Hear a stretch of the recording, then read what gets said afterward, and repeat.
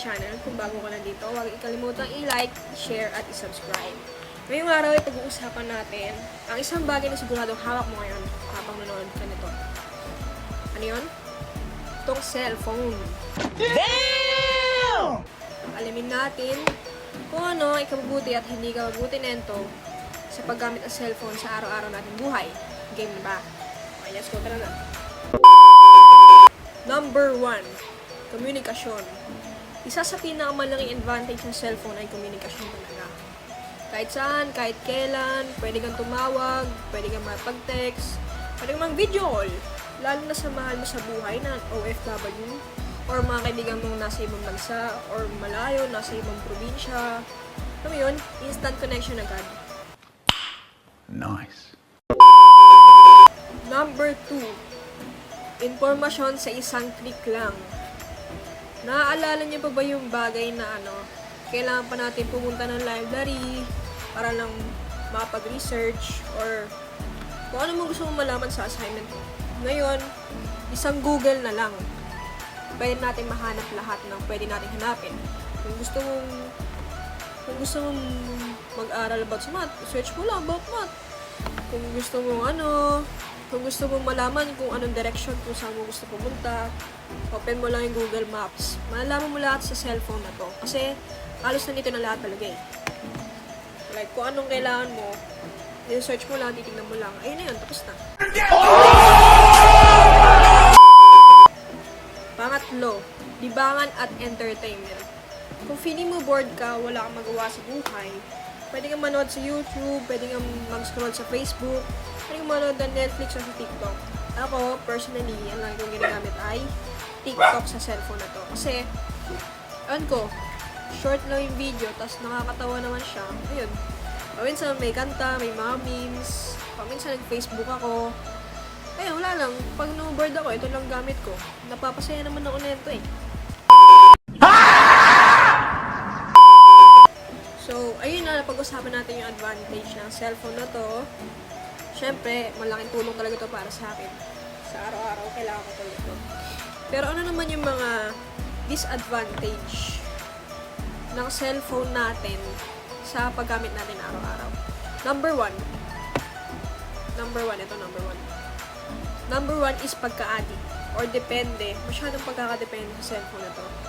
Sino ba din yung sabing 5 minutes lang ako mag-TikTok tapos biglang naging 2 hours pala, no? So, ayun. Cellphone addiction is real. Kahit ano sabihin natin hindi, totoo yan. Kasi lalo na ngayon sa mundo natin ngayon, lahat talaga nagamit ng cellphone kasi nandito na lahat ng kailangan natin. Kahit wallet, nandito na rin. Minsan, di mo namamalaya, buong araw mo na pala hawak ng cellphone, di ba? So, kahit ano sabihin ng iba, guilty na addict ka talaga. Pangalawa, problema sa tulog. Bago matulog, syempre lahat naman tayo nag-i-scroll muna, Facebook muna, mag-TikTok muna, manonood muna ng Netflix. Pero alam nyo ba guys, ang blue light ng screen nakakasira yan ng body clock. Actually, nakakasira din yan ng mate. Ano resulta nun? Pagpuyat. Siyempre, pagpuyat ka, antok ka sa umaga, kulang sa tulog eh. Kung di ka antok sa umaga, low energy sa klase o trabaho. Kaya yun, lagi kang pagod, which is very nakakasira sa health natin. Hindi lang sa pagtulog, sa buong katawan natin, nakakasira yun talaga. Pangatlo, kawalan ng tunay na social interaction. Kahit magkakasama kayo ng barkada nyo, lahat naman kayo nakayuko sa cellphone. Ako, na-experience ko na yun. Kami ng barkada namin, napag-usapan namin na magsama kami at manood na movie, like movie marathon. Kaso, nung napansin ko, ang nangyari, ang tawag dito, lahat kami hindi naman lahat kami. Yung iba nakayuko, nagsa-cellphone. Iba may kausap yung jowa nila, iba nanonood ng TikTok, iba nag-scroll sa Facebook. Alam mo yun, hindi kayo nakafocus sa plan yung gawin. Kasi, kahit magkakasama kayo, meron naman kayo sarili-sariling mundo. Magkakasama kayo, pero di naman kayo nag-uusap. Ayun lang, wala. Nakakalungkot lang siya isipin, pero totoo yun. So, ayun nga guys, pag-usapan natin yung tatlong advantage at tatlong disadvantage ng cellphone sa araw-araw nating paggamit nito. So, malaking tulong talaga to para sa ating lahat. Kahit sino man, bata, binata, dalaga, matanda, nakakatulong to kasi ginawa talaga to sa atin for convenience eh. So, ayun.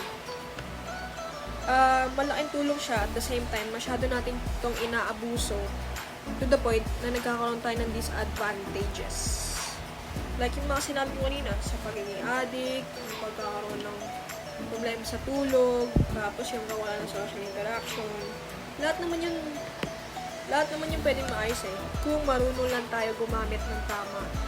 Kung paano tamang gamitin ang cellphone. Kung ilang oras mo gagamitin, kung tama mo siyang gagamitin. Ayun lang. Kung kaya lang natin control yung sarili natin, wala nang magiging problema. So ayun, sana may natutunan kayo. And huwag niyo kalimutan i-like, huwag niyo rin kalimutan i-share for information to, di ba? Ayun lang. Maraming salamat sa susunod na araw ulit.